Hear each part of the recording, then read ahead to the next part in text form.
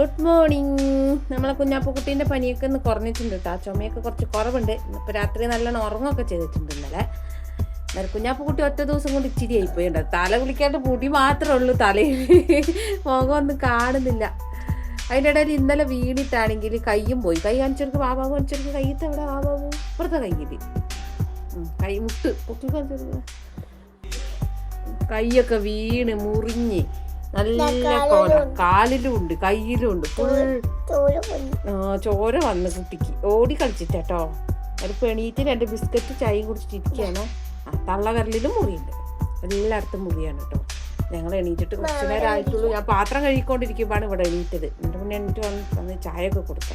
എണീറ്റ് കുറച്ച് കഴിഞ്ഞപ്പോഴത്തേക്ക് ആൾ കുറച്ച് ഉഷാറായിട്ടാണ്. പിന്നെ ആളുടെ പനി എനിക്ക് ചെറുതായിട്ട് പിടിച്ച പോലെ ഉണ്ടാവും. രാവിലെ തന്നെ തീരെ വയ്യായിരുന്നു കേട്ടോ. ഞാൻ നേരെ ഉപ്മാവ് ഉണ്ടാക്കിയിട്ടുണ്ട്. പച്ചരീൻ്റെ ഉപ്മാവും 2 മുട്ട ഉണ്ടായിരുന്നു. അതുകൊണ്ട് കുറച്ച് ഒരു ഉരുളക്കിഴങ്ങൊക്കെ ഇട്ടിട്ട് ചെറിയ കറി ഉണ്ടാക്കിട്ടോ. ഇന്നിപ്പോൾ ചെറുപയറിൻ്റെ കഞ്ഞിയാണ് വെച്ചത്തേക്ക് ഉച്ചക്കത്തേക്ക്. വേറെ കുഞ്ഞാപ്പൂൻ്റെ പനിയാന്ന് തോന്നുന്നുണ്ട്. എനിക്ക് നല്ല തലവേദനയും പ്രശ്നങ്ങളൊക്കെ ഉണ്ട്. ഇന്നലെ വൈകുന്നേരം തുടങ്ങി ഗുളികയൊക്കെ കുടിച്ചുകൊണ്ട് അങ്ങനെ പോവാണ് കേട്ടോ.